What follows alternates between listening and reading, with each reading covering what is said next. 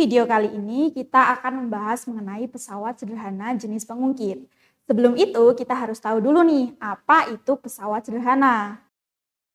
Pesawat sederhana adalah alat yang digunakan manusia untuk mempermudah pekerjaan atau usaha. Kemudian macam dari pesawat sederhana itu ada 4. Yang pertama ada tuas atau pengungkit, yang kedua ada katrol, yang ketiga ada bidang miring, dan yang keempat ada roda berporos. Nah, apa sih pengungkit itu? Pengungkit adalah pesawat sederhana yang biasanya terbuat dari kayu dengan tumpu di salah satu titiknya dan digunakan untuk mengangkat sesuatu yang berat. Pengungkit berfungsi untuk mempermudah manusia untuk mengangkat atau menggerakkan suatu beban. Nah, di pengungkit itu terdiri dari 3 bagian utama. Yang pertama ada titik tumpu, yang kedua ada titik beban, dan yang ketiga ada titik kuasa. Kemudian pengungkit dibagi menjadi 3 jenis berdasarkan dengan letak titik tumpu, titik beban, dan titik kuasanya. Lalu, apa aja sih perbedaannya?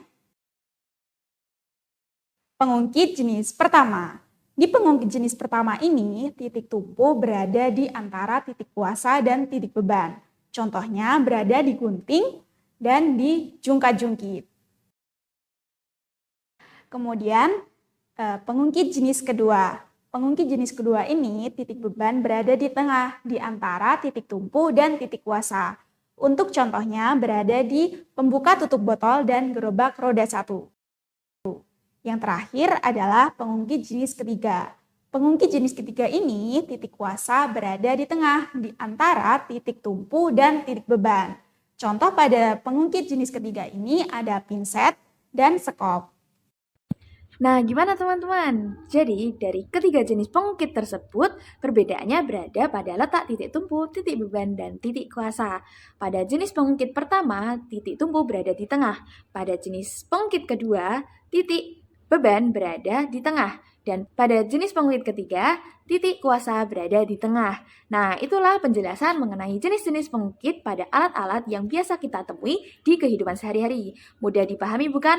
Kalian bisa observasi lebih lanjut pada benda-benda di sekitar kalian dan identifikasilah benda tersebut tergolong dalam pengungkit jenis keberapa. Selamat mencoba, dadah!